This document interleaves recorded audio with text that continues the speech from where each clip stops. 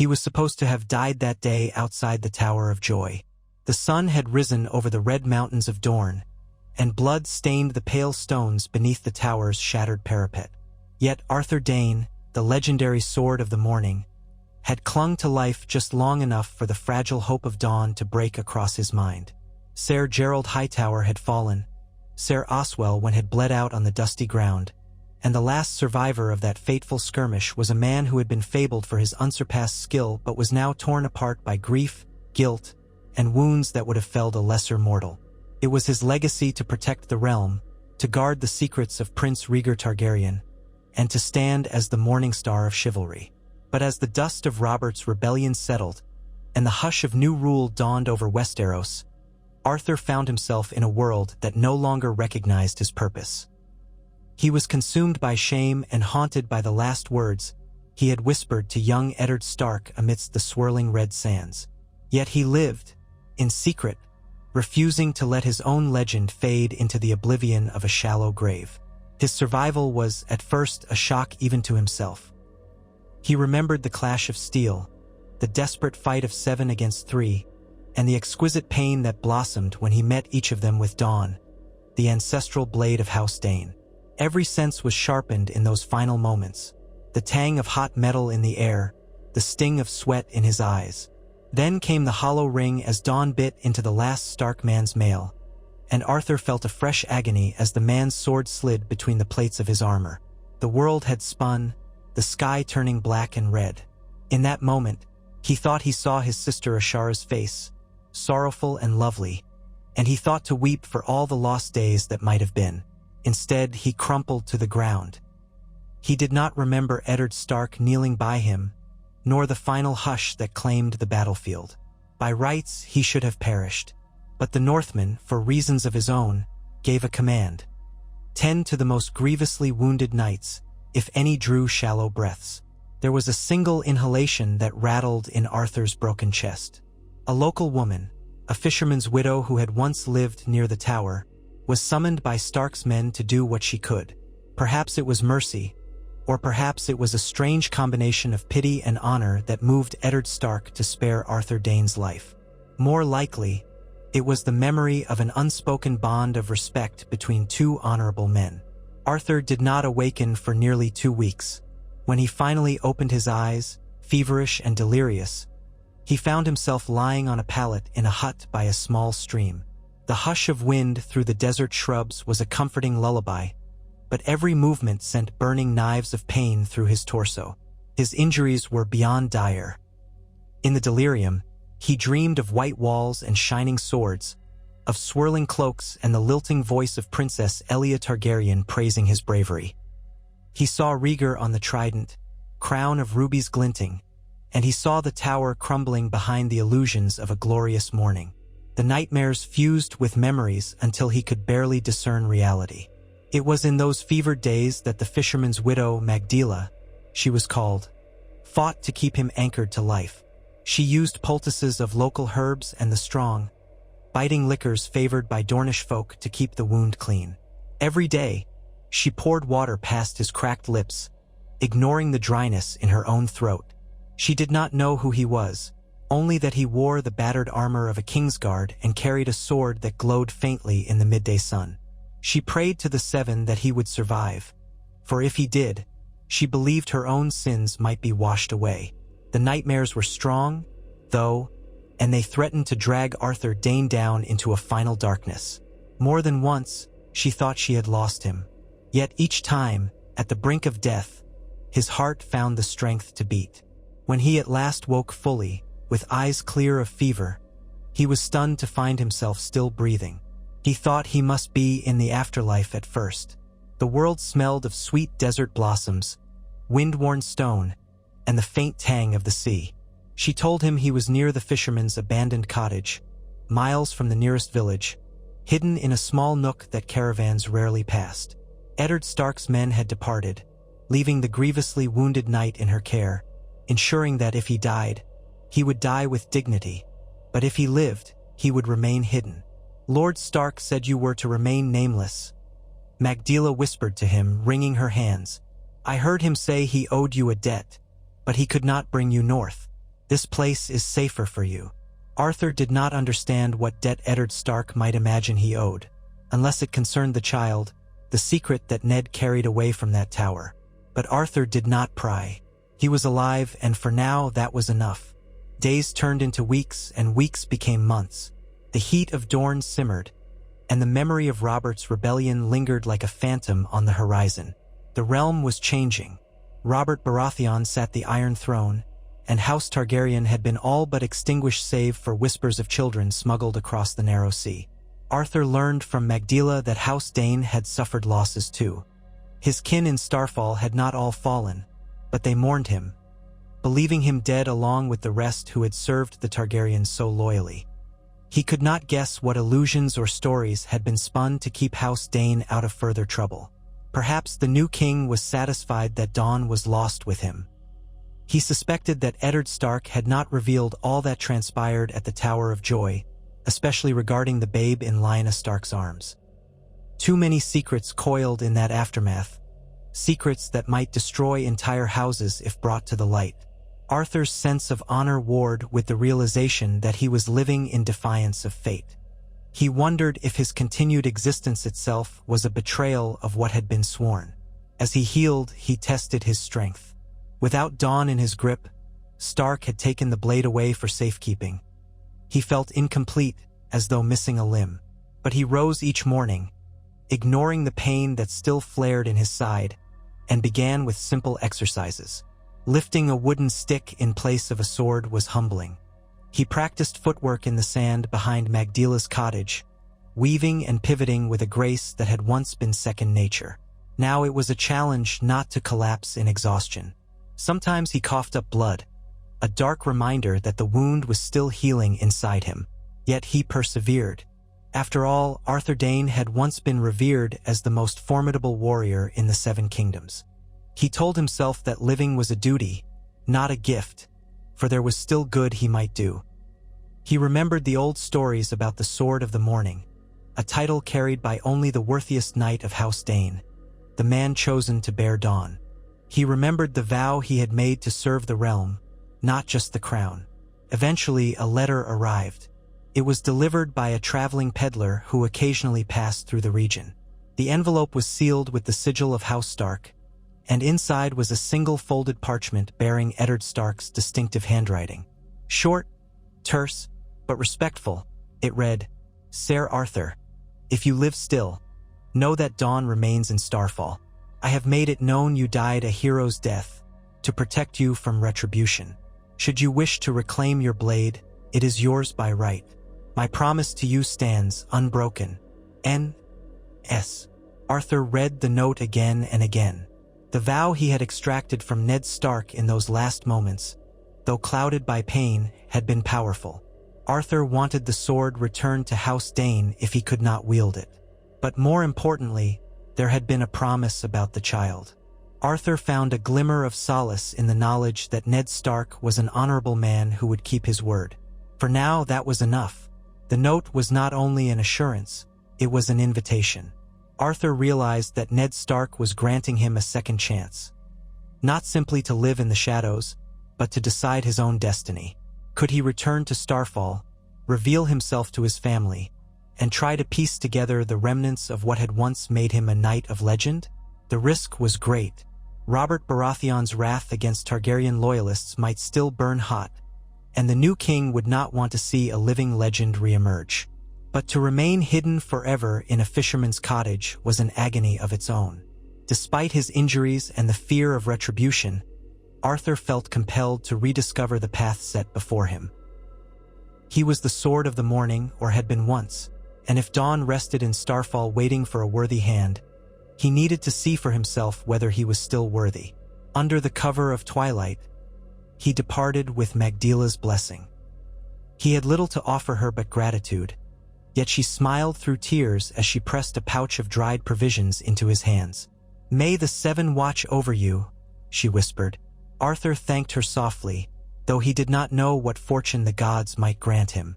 The path ahead was uncertain, but he remembered how the sun always rose after the darkest night.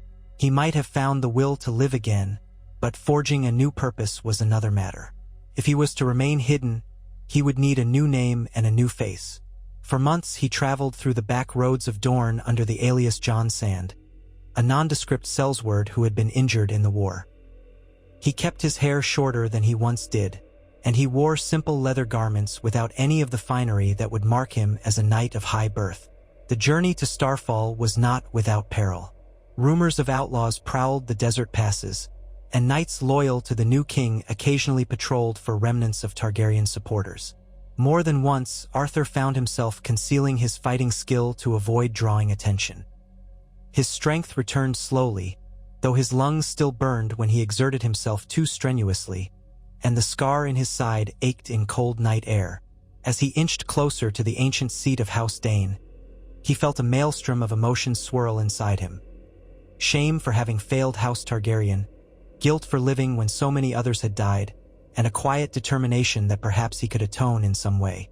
He recalled a childhood memory of wandering the halls of Starfall, gazing at tapestries depicting the first sword of the morning, the hero whose name had been lost but whose legend lived on in the blade called Dawn.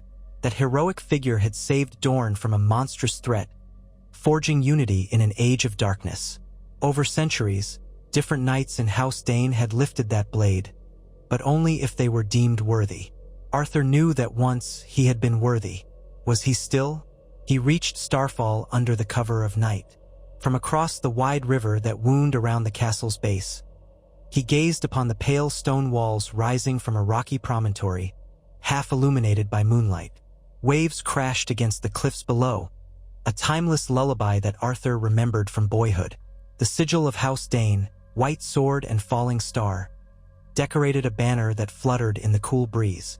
For a time, he merely stood in the shadows, letting the flood of memories crash into him. His parents were long dead, but his elder brother had inherited the title. Now Arthur had no idea who held Starfall's lordship, or how they might react to a ghost coming home.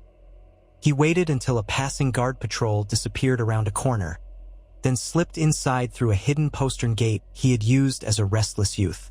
Once within the walls, he made his way through silent courtyards to the small sept where he remembered the statue of the first Dayne warrior who had claimed Dawn. Inside the sept, incense lingered in the still air, and the flicker of candles cast wavering shadows on the effigies of Dayne ancestors. Arthur saw the stony countenance of a figure in white marble, sword across his lap.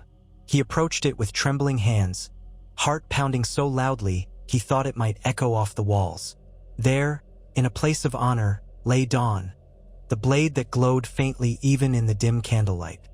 He had carried it in service to the Targaryens until that final day. It was rumored to be forged from the heart of a fallen star, lighter than steel but unbreakable, faintly radiant in darkness. He paused, uncertain if he had the right to reclaim it, uncertain if the blade would still acknowledge him as its master. Taking a shaky breath, he reached out. His fingertips brushed the pommel, and a familiar warmth spread through him. Dawn was smooth, comforting, like reuniting with an old friend who had never truly left his side. He closed his hand around the grip and gently lifted the blade, feeling its balance. The subtle hum of power that thrummed through its length felt like coming home. The moment was interrupted by a voice behind him. "Who goes there?" He spun, sword in hand, heart hammering. The newcomer held a torch that revealed a weathered face. It was his niece, small in years the last time he had seen her, now grown into a woman of perhaps 20, a slight quiver in her stance as she stared in disbelief. "Uncle?" she breathed, eyes going wide. "You? How can you?" everyone thought. She nearly dropped the torch, tears glistening in her eyes. Arthur did not have words. He lowered Dawn and extended his free hand, trembling with the weight of all that had been lost. In that raw moment, neither of them tried to speak. They embraced, a silent testament to the bond of blood, and for the first time in what felt like an eternity, Arthur felt as though perhaps he belonged somewhere again. It was his niece, Arianne Dayne, who took him secretly to a quiet solar off the main keep. There, she brought food and wine, listening to the abbreviated story of how he survived. She flinched at parts of it, tears slipping down her cheeks when he described the Tower of Joy. News of Ashara's tragedy had reached him, though he had never been certain of all the circumstances. Guilt weighed heavily on him, for he had been absent when his sister needed him most. Still, Arian simply placed a comforting hand on his shoulder, telling him how House Dayne had navigated the shifting allegiances after the war. Her father, his elder brother, had died of an illness the previous year. Now the new Lord Dayne was Edric, a youth too young to rule, with Arian acting as his unofficial regent. The family remained loyal to the crown in name, but quietly minded its own affairs, seldom drawing King Robert's attention. When Arthur admitted that he intended to remain hidden, Arian nodded in understanding. The realm believed him dead, and that was likely for the best. There was no telling what the newly established regime might do if one of the greatest knights of the former royal guard turned up alive. Yet Arthur had come for more than just dawn. He spoke of his dream to restore something older than the Kingsguard, older than the Targaryen dynasty, the ancient order of the Sword of the Morning, a brotherhood bound not just by martial skill but by a code of honor that transcended crowns. Before Aegon's conquest, he explained, his voice hushed, House Dayne knights were guardians, not just for the Dornish, but for all who lived in the Red Mountains and beyond. The sword is more than a symbol of one knight. It's the hope that in the darkest hour, dawn will break. Arian listened, hope glimmering in her eyes. She spoke of how few knights now held to the highest ideals of chivalry, how the small folk were often at the mercy of bandits and corrupt lords. Perhaps, she ventured, such an order could bring renewed faith in a realm still riven by the scars of war. But the question hung in the air: how to rebuild something so ancient and so tied to House Dayne's storied past without drawing the ire of King Robert or alerting the realm to Arthur's survival. They began, in secret, to plan. During the day, Arthur remained hidden in a disused tower within the castle's walls, and by night, Arian brought him news from the surrounding lands. He learned that bandits raided small hamlets in the mountains. He heard of brigands who flew no banner but terrorized the trade routes. He learned, too, of young knights who sought a worthier cause than simply bending the knee to the highest bidder. Quietly, Arian began to spread whispers that there was a new fellowship forming in Dorne's hinterlands, a band of honorable warriors who would defend the innocent and hold each other to a higher standard. She spun old tales, half-remembered from her childhood, about the legendary Sword of the Morning who once stood against monstrous threats in ages past. Curious souls began arriving at out-of-the-way villages, following rumor like a desert traveler follows the faint glimmer of an oasis. Some were hedge knights, some were second sons of minor lords, others were commoners who had proven their valor in Robert's rebellion but returned home to find no place for them in the new order. They came seeking a new purpose, drawn by a dream of nobility that seemed lost.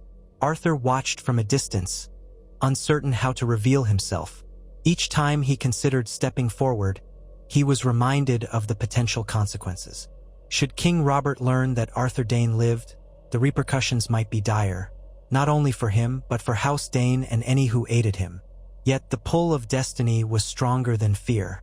When the first few eager souls gathered in a rundown courtyard near the southwestern corner of Starfall, Arthur, cloaked and hooded, observed their training from the shadows.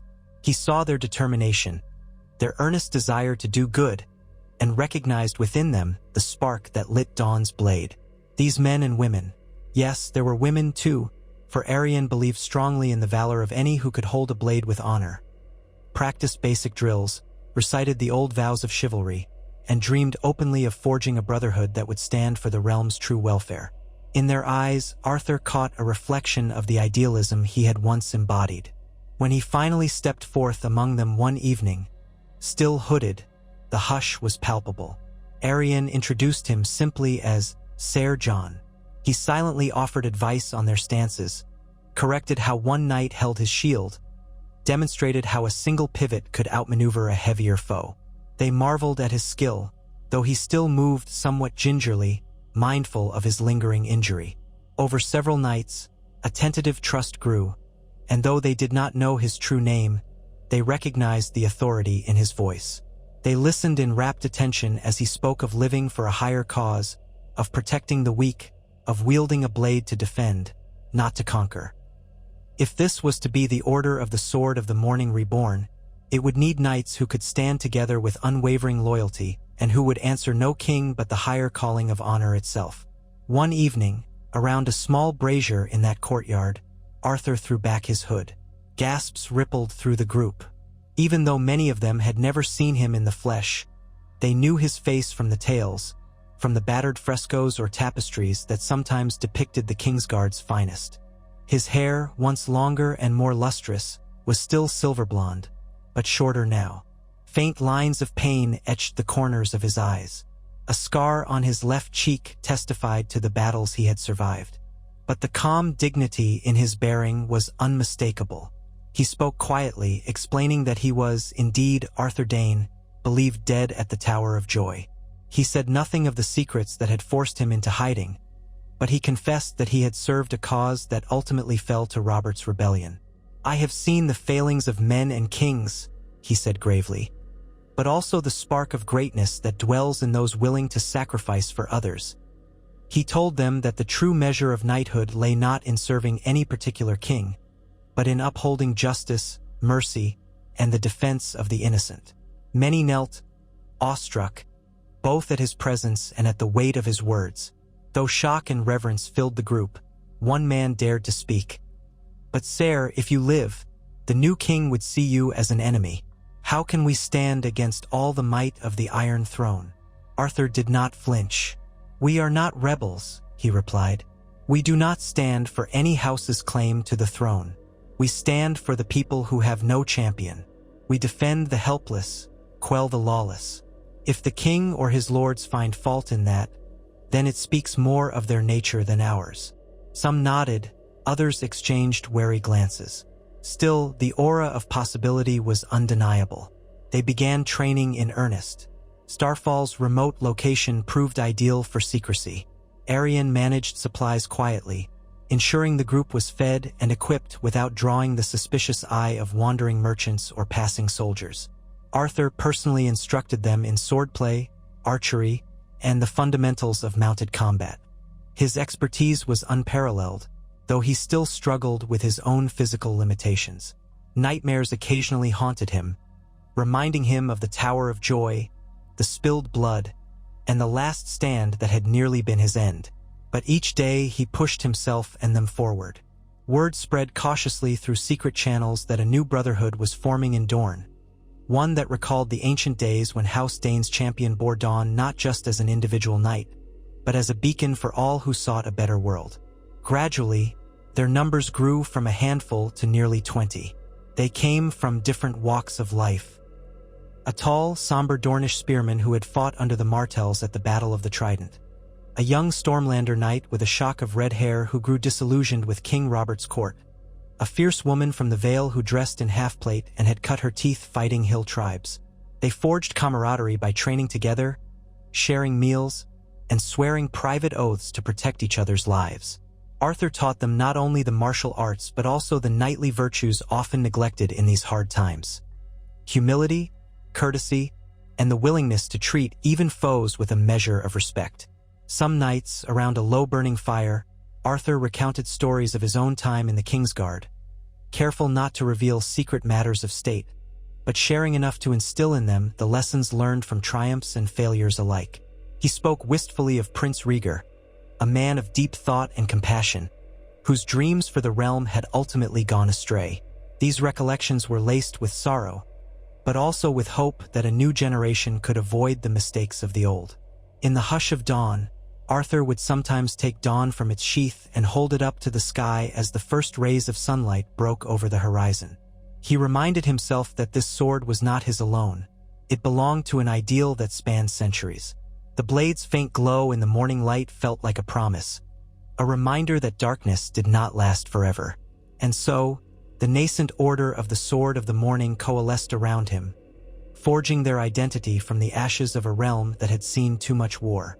They were not an official order recognized by the Iron Throne, nor did they claim any right to override the rule of local lords. Instead, they positioned themselves as protectors of the innocent and enforcers of local justice in places the crown largely ignored. Gradually, they took on small missions, traveling to outlying villages troubled by raiders or petty tyrants. Their presence was quiet at first, disguised as traveling sellswords or mercenaries. But once they had restored peace, word spread of their honor and skill. King Robert, ensconced in King's Landing, took little note of the rumors at first. Dorne had always been a land of proud traditions and scattered, independent-minded folk. Reports of a group calling itself the Sword of the Morning might have raised eyebrows among the court if not for the fact that no credible sources confirmed Arthur Dayne's survival. The general assumption was that this was a romantic or pretentious group of hedge knights, appropriating the old title. And so, for a time they were allowed to operate. But watchful eyes in the Red Mountains took note. Some lords admired the new order's sense of justice. Others worried about the power they might accumulate. The Martells of Sunspear, still nursing their grudge against the throne for the deaths of Elia Martell and her children, quietly inquired about these knights, hoping to discover if there was any tie to the Targaryen cause. Yet Arthur and Arianne made it clear, the order was not a political instrument. Their loyalties lay with the common people and the ancient principles of chivalry. As the months turned into a year, the Order of the Sword of the Morning established a reputation in the southern reaches of Westeros. They quelled a gang of bandits preying on caravans near the Tor. They mediated a dispute between two minor Dornish houses, preventing a bloody feud. They escorted supply wagons to remote villages that had been ransacked. Everywhere they went, people whispered of their courtesy, their fairness, and their near-fanatical devotion to a code that seemed drawn from storybooks. Arthur led them with a quiet dignity, never seeking personal glory. If there were feasts or celebrations, he insisted on modesty. Some nights, he would stand watch alone, gazing at the night sky, lost in thoughts of the past and uncertain hopes for the future. A weight pressed on him, a sense that his fate was tied to the blade he carried, and that one day, the hidden truth of his survival would come crashing into the open. Indeed, trouble loomed on the horizon when a band of sellswords calling themselves the Company of the Bloodied Gauntlet began terrorizing the marches between Dorne and the Reach. Led by a ruthless captain named Beness of Gallowsgrey, they committed atrocities in the name of no cause but their own enrichment. News reached Arthur that a small border town had been razed, with many villagers slain or taken captive to be ransomed or sold. Indignation flared within the fledgling order. This was precisely why they existed, to stand against the strong who preyed upon the weak. Arthur called for a muster. Nearly 30 riders answered, among them several new recruits who had proven themselves. They rode out at dawn, banners hidden, with the intention of confronting these sellswords directly. It was their first true test of unity and courage. The clash occurred in a rocky valley near the Prince's Pass. The Company of the Bloodied Gauntlet was larger, perhaps 50 men, mostly hardened cutthroats. Arthur surveyed their camp from a ridge, noting the half-burned tents and the terrified prisoners tied to stakes. The valley offered limited maneuvering for cavalry, so Arthur formulated a plan. A small squad would infiltrate the camp at night to free the captives, while the main body of the order would strike at first light, catching the sellswords off guard. It was a dangerous gambit, but if successful, they could minimize civilian casualties. A young knight named Ser Marek volunteered to lead the infiltration. Under the cover of darkness, they crept past sentries, silenced a few with swift arrows, and managed to untie most of the prisoners. But a guard spotted them as they prepared to slip away. A shout went up, steel clashed on steel, and a desperate skirmish erupted in the blackness. Arthur, waiting with the rest of the order, heard the alarmed cries. Without hesitation, he raised dawn, and they charged down into the valley. The scramble was chaotic, with men emerging half-dressed from tents, grabbing weapons in confusion. The order fought in tight formation, advancing steadily. Arthur, at the center, shone like a pale star in the gloom, dawn cutting arcs of silvery light. Where he passed, sellswords broke ranks, disbelieving the sight of a white blade in the night. But the Company of the Bloodied Gauntlet was not easily cowed. Beness of Gallowsgrey rallied his men, driving into the order's flank with savage blows. The fighting was fierce, each side spilling blood on the rocky ground. One of Arthur's old wounds reopened, sending a hot trickle of blood down his side. But he gritted his teeth and pressed on, mindful of the vow he and his knights had sworn. In the midst of the melee, he faced Dayne directly. The man was a towering brute, wielding a massive two-handed warhammer. Arthur sidestepped a crushing blow that dented the earth and responded with a swift slice that the Sellsword captain barely parried. The clang of steel echoed off the valley walls. Dayne sneered, launching into a flurry of overhead strikes. Arthur's movements were carefully timed. Though still hampered by injury, his technique was flawless. He turned aside each strike with minimal effort, letting the hammer glance off the edges of dawn. Sparks lit the darkness. Then, seizing the moment, Arthur pivoted behind his foe and lashed out in a diagonal cut that sliced into Dayne's side. The man staggered, gasping. With a roar, he raised his hammer for one more mighty blow, but Arthur stepped in, placing Dawn's tip at the man's throat. Dayne halted, chest heaving, eyes wild.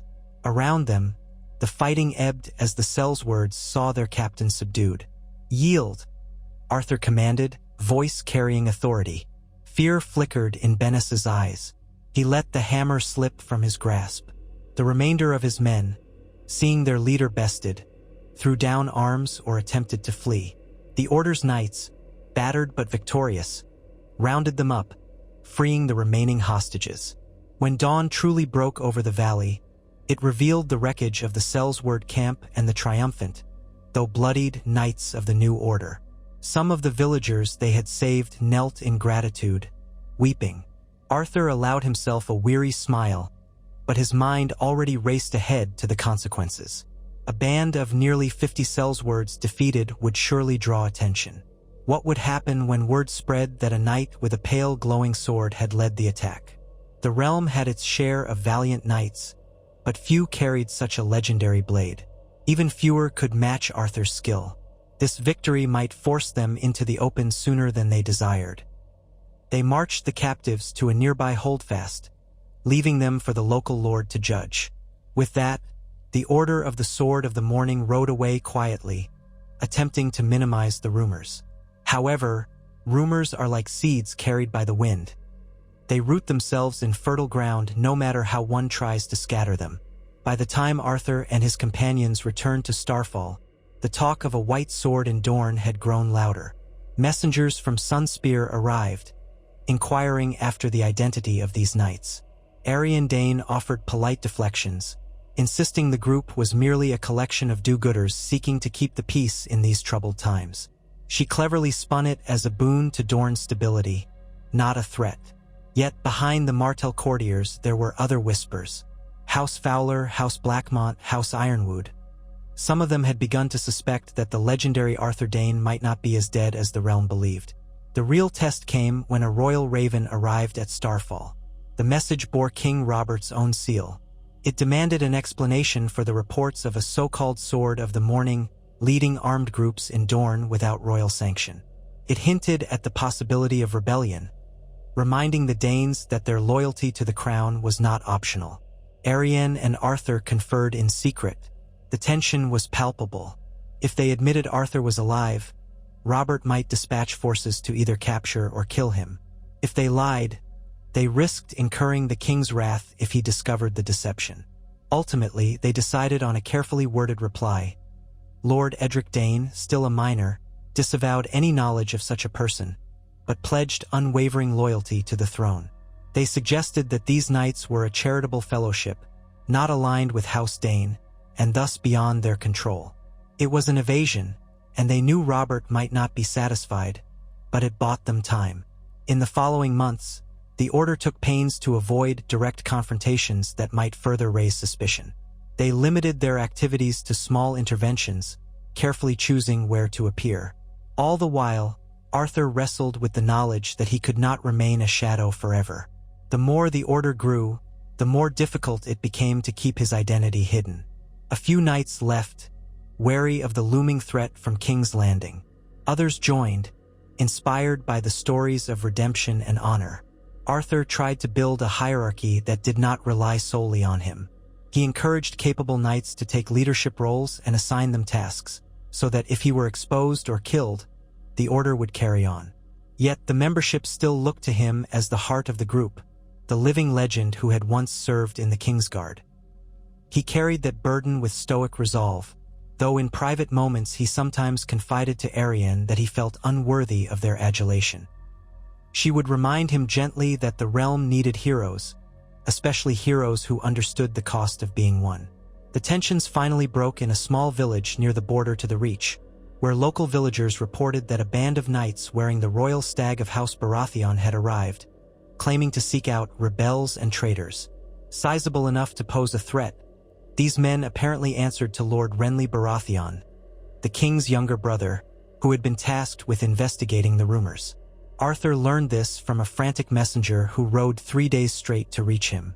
The man said the villagers feared that if they did not give up the rumored sword of the morning, the soldiers would burn their homes. The order faced a grave dilemma. If they showed themselves openly, they risked a direct clash with royal forces, but if they stayed hidden, innocent villagers might suffer. Arthur could not allow that. Summoning a smaller contingent of his most trusted knights, he rode out under cover of night. They arrived at the village to find the king's men camped on its outskirts. One of their leaders, a knight named Ser Harbert Whitefield, was questioning the villagers harshly. A few huts had been smashed, and an old man lay beaten in the dirt. Furious, Arthur and his companions approached openly. The battered villager glanced up with desperation, and Arthur dismounted. Dayne remained sheathed at his side, a deliberate choice to avoid escalating matters too quickly. Ser Harbert greeted them suspiciously, his eyes flicking over their unmarked armor. "You there, state your allegiance," he demanded. Arthur met his gaze calmly. "We serve no lord but justice," he replied, paraphrasing one of the new order's guiding principles. Laughter rippled among the royal knights, but it was uneasy. Ser Harbert insisted that they surrender themselves for questioning, claiming they had evidence linking them to traitorous activities. Arthur could feel the tension in the air as more knights approached, hands drifting to sword hilts. The villagers huddled fearfully, uncertain who would protect them. Arthur tried negotiation first. "We do no harm here. Our only duty is to defend these people from outlaws. If you have come seeking traitors, you will not find them among these folk." Ser Harbert scoffed, sneering that King Robert's commands were law. "We know you, or your companions, are behind these rumored illusions of a dead knight carrying a glowing sword. We have orders to bring in any who harbor such nonsense." When Arthur quietly suggested they settle the matter without force, Harbert's face twisted in contempt. He signaled his men. Swords were drawn. Arthur's own knights tensed. One of the villagers screamed as the king's men advanced. Arthur closed his eyes for a heartbeat, cursing fate that it had come to this. He gripped Dayne's hilt and drew the blade. A collective gasp sounded as the pale light caught the eyes of the Baratheon knights. "By the gods!" one of them murmured, stepping back. Ser Harbert's expression shifted from arrogance to fear, then disbelief. Arthur's voice rang out with quiet authority. "I am Ser Arthur Dayne, Sword of the Morning. I do not wish to spill the blood of the king's men. Let us speak with civility before more lives are lost." Harbert's bravado faltered, but he tried to mask his fear with aggression. "A trick," he spat. "Arthur Dayne is dead. You cannot—" He didn't finish. Arthur took a step forward, the tip of Dayne lowered but ready. "I will not harm you if you lower your weapons," Arthur said, his tone steady. "But if you strike these villagers or my companions, I will show you why I once wore the white cloak." In that moment, a standoff hung on a knife's edge. Some of the Baratheon knights glanced at one another, uncertain. Ser Harbert, locked into his pride, yelled for them to attack, swearing that the man before them was an impostor. Several knights hesitated, but a few lunged forward, blades flashing. Arthur and his knights met them, trying to disarm rather than kill. Steel clanged, hoofs thundered on the muddy ground, and villagers scattered, screaming. Arthur parried a thrust aimed at his chest, twisted his wrist, and sent a royal knight's sword skittering into the dirt. Another came at him from the side with a mace, but Dayne met the weapon in a shower of sparks, and the knight stumbled back. Arthur's companions subdued others, carefully avoiding lethal strokes. Only Sir Harbert fought with wild desperation. He swung at Arthur's head, but Arthur's reflexes took over. He sidestepped, slammed his pommel into Harbert's gauntlet, and forced him to drop his sword. With a swift motion, Arthur brought Dayne to Harbert's throat, forcing him down onto his knees. "Yield," Arthur demanded. Breathing raggedly, Harbert glared but eventually raised his hands in surrender. The rest of his men, seeing their commander subdued, laid down their arms or stepped back. A hush enveloped the village square, broken only by the whimpers of frightened children. Arthur inhaled slowly, relieved that the confrontation had ended with minimal bloodshed. Then came the question of what to do next. If they released these knights, they would surely report back to Renly Baratheon that Sir Arthur Dayne was alive and leading an armed group in Dorne. If they kept them prisoner, it was an act of open defiance against the crown. The men who knelt before them were not evil, just sworn to obey orders. Arthur stared at the dawn sky, the pale light illuminating the battered huts, the faces of fearful villagers. He remembered his vow to protect the innocent. In that vow, he had never promised to wage war on the throne. So, he made a choice that felt true to his moral compass, though he knew it was dangerous. He demanded an oath from Sir Harbert and his knights, that they would do no further harm to these villagers, that they would ride back to King's Landing without pillaging or abuse, and that they would honestly report what had occurred. Some might consider it naive to trust them, but Arthur wanted to show them mercy, to remind them what chivalry meant. Reluctantly, Harbert swore under the watchful eye of the villagers. Then Arthur returned Harbert's sword to him, an act that visibly shook the man's pride. No further blood was shed. The Baratheon knights departed in a sullen column, leaving the villagers dazed but grateful. Arthur's knights helped repair some of the damage, offering what supplies they had. But as they rode away, Arthur knew that the dice had been cast. The king's court would learn that Sir Arthur Dayne truly lived. Over the next weeks, they received tidings that Renly Baratheon had written urgently to his brother. King Robert, furious at the notion that one of the late Targaryen loyalists had survived, demanded Arthur present himself in King's Landing to answer for his presumed crimes during the rebellion. Another royal raven arrived at Starfall, loaded with threats of retribution if House Dayne sheltered a known traitor. Arthur read the message in silence. Arianne pressed him, tears in her eyes, to consider escape, perhaps across the narrow sea. But Arthur shook his head. He refused to abandon the new order or House Dayne to Robert's wrath. He would not cower, nor would he allow innocent people to be destroyed because of his past allegiances. Instead, he resolved to ride to King's Landing and plead his case. His knights were aghast at the idea, certain it was a trap. He simply reminded them that a knight's courage sometimes lay in doing what was just, even if it led him into the lion's den. The realm deserved more than shadows and half-truths. Despite their protests, Arthur and a small retinue of the Order embarked on the journey north. Each step was fraught with tension. Would they be ambushed on the way? Would the king receive them with courtesy or condemnation? Word of their approach spread quickly. Along the roads, common folk came out of curiosity, hoping to catch a glimpse of the legendary sword of the morning. A few cheered them. Others watched in fearful silence.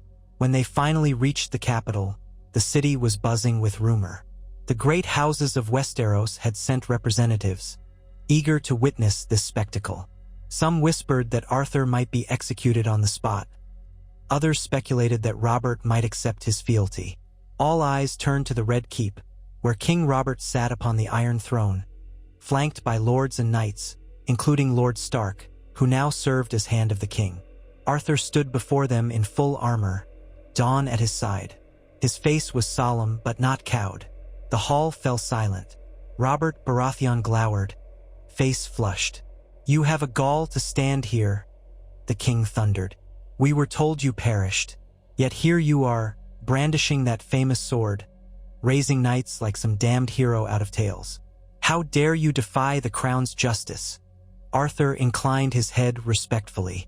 "Your Grace, I seek no quarrel with the throne. In Robert's rebellion, I served as Kingsguard to Prince Rhaegar, that is true. But the war has ended. I only aim to protect the realm's people from lawlessness. My order does not question your rule." He paused, catching Ned Stark's eye. Ned remained expressionless, though a hint of relief flickered across his features. Robert scoffed. "You forget that I was there when Rhaegar died on the Trident. The Targaryen cause is ashes." Arthur stood firm. "I am not championing the Targaryen cause. The Crown Prince is gone, and his heirs fled or perished. That is the past. My loyalty now is to the realm itself and to the ideals of knighthood." A murmur rippled through the assembled lords. Some nodded thoughtfully, others exchanged skeptical glances.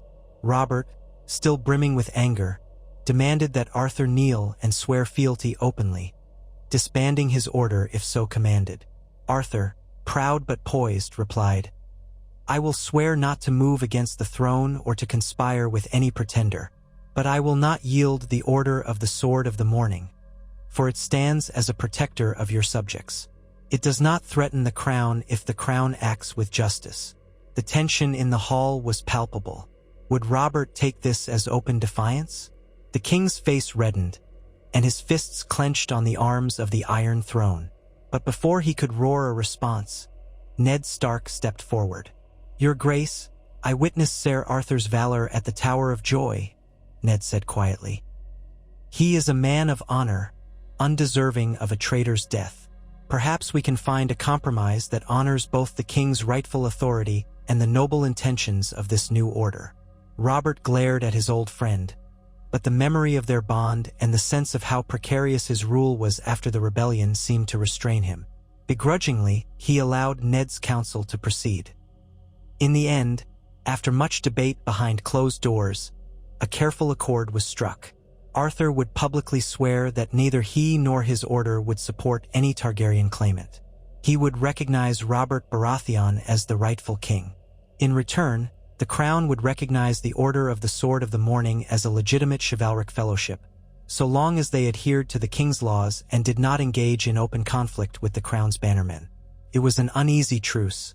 Robert loathed anything that smelled of Targaryen remnants, but Ned Stark's intervention, combined with Arthur's willingness to swallow some pride, managed to avert a bloody confrontation. When Arthur knelt, placing Dawn's tip against the floor, and swore that he would not move against the crown, a weight lifted in the room. Some scowled, considering it an insult that this former Kingsguard should be allowed to keep his blade and title. Others marveled that the realm had avoided another civil war. Robert grudgingly accepted, though his gaze never softened, and Arthur doubted they would ever stand as allies. Still, it was enough. Thus began the next chapter of Arthur Dayne's improbable life. Recognized, albeit warily, by the Iron Throne, the Order of the Sword of the Morning expanded its mission beyond Dorne. They traveled across the Stormlands, aided by some open-minded lords who admired their chivalric spirit. They ventured to the Reach, winning cautious approval from Mace Tyrell, who enjoyed the idea of champion knights uplifting his domain's reputation for chivalry.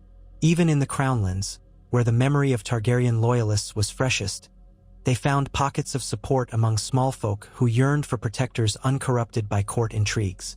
Arthur rarely visited King's Landing, preferring to keep to the field, leading his knights in the tasks that had become their creed. Safeguarding trade routes, rescuing the weak from marauders, and promoting justice in places overlooked by the throne. Over time, local lords began inviting them to settle disputes, trusting their impartial judgments.